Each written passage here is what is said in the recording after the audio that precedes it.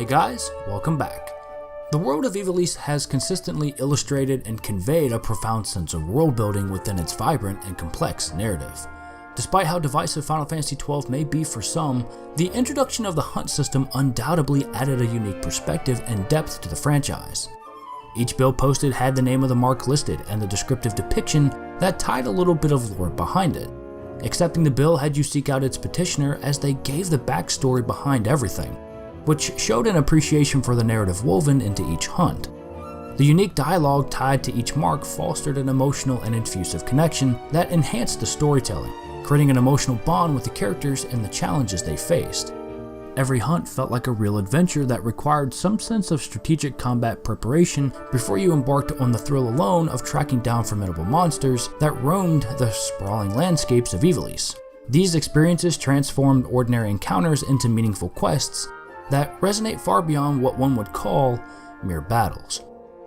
So today, we start a new series of in-depth guides that dive deep into the details of these hunts, discussing strategies, tips, and memorable moments that will accompany you on your quest to confront these challenging foes. And so what better way to kick off this series than by starting where it all began.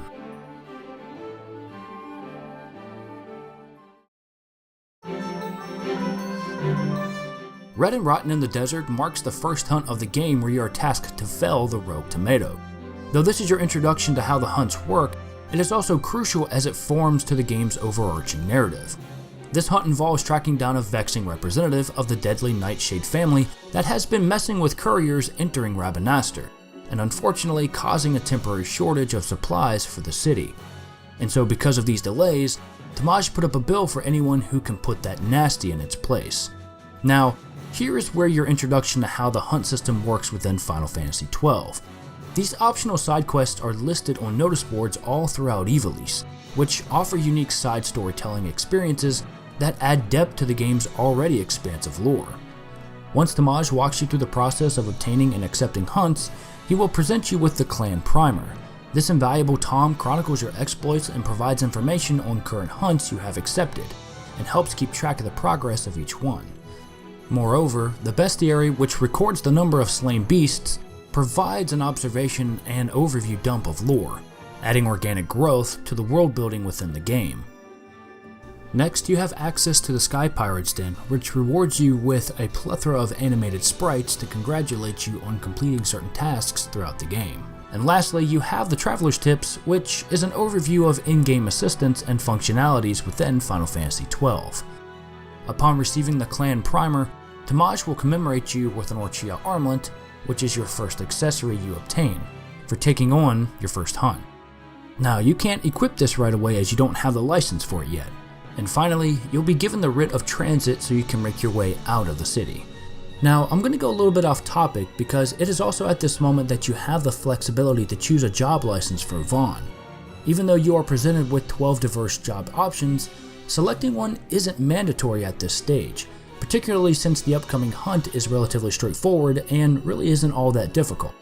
However, opting for a job license now can benefit you later by allowing you to equip the accessory given to you by Tamaj by expending LP to unlock it. With tutorials aside and your first hunt ready to be slain, now would be a good time to prepare yourself. While the Rogue Tomato may not pose as a significant challenge, overconfidence can lead to unforeseen complications, so you can never be too cautious. As you traverse through the city, you might feel tempted to stop at any of the local shops to gear up. However, be aware that your current lack of sufficient gil, along with the absence of the required job license, will restrict your purchasing options. For this reason, it would be prudent to make your way towards Magello's, where you can stock up on a few extra potions to ensure that you remain in good health during your hunt. From there, to find the Rogue Tomato, exit through the East Gate and venture into the Dalmasca Ester Sands. In this sprawling sun-drenched arid landscape, the Rogue Tomato can be found in the first area of the map known as the Stepping, wandering around on a nearby cliff, offering a distinctive sight among the sandy terrain. Before you charge in with all of Vaughn's youthful enthusiasm, here's some critical information about your mark, so understanding its behavior, strengths, and weaknesses could be the key to a swift victory.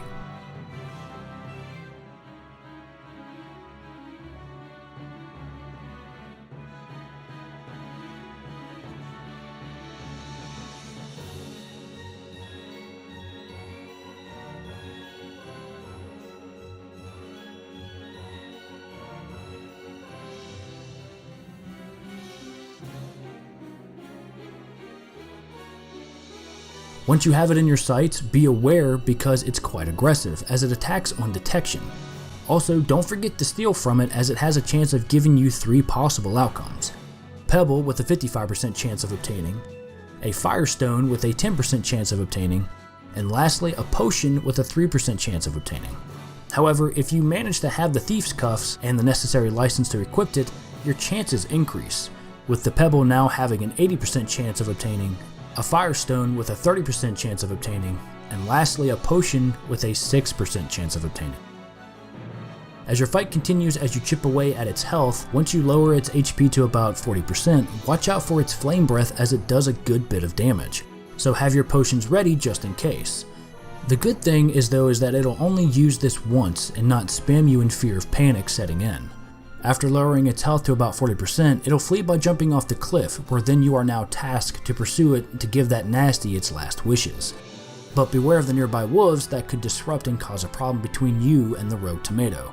So if possible, take them out first before you then place your focus back on your mark. Before sending this vile creature to the mist beyond, steal from it for a second time as you finally finish off your first mark, vanquishing this foul beast from existence. Upon its death, the rogue tomato will be no more as a cutscene plays, rewarding you a handful of Galbana lilies, to which unfortunately get trampled on by an Imperial Chocobo participating in the console's parade. However, if you head back to the Sandsea once you are able to freely roam again and talk to Damage, he will reward you with 300 gil, 2 potions, and a teleport stone, and congratulate you on a fine job done, even though he was a little bit worried that you may not have been ready yet. And so there you have it. Your first mark is under your belt, and with more to come, more challenges await you.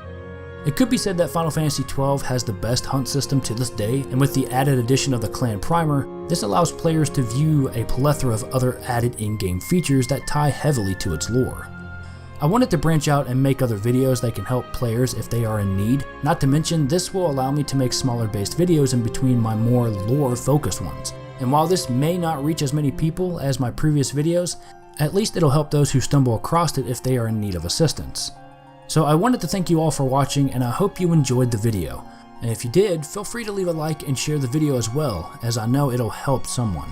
If you want to support the channel, subscribe and don't forget to enable that notification button for all upcoming videos. The last thing I wanted to mention was in my last video, I got quite a few answers in regards to my question regarding on what you would change within Final Fantasy XII. Though I didn't receive any questions to answer personally, here is one for you all. If there was a sequel in mind, not counting Revenant Wings, how would you want the story to play out? Leave your comments down below along with your questions, and I'll answer them on my next video. Thanks again everyone for watching, as I really do appreciate it, and I'll catch you in the next one.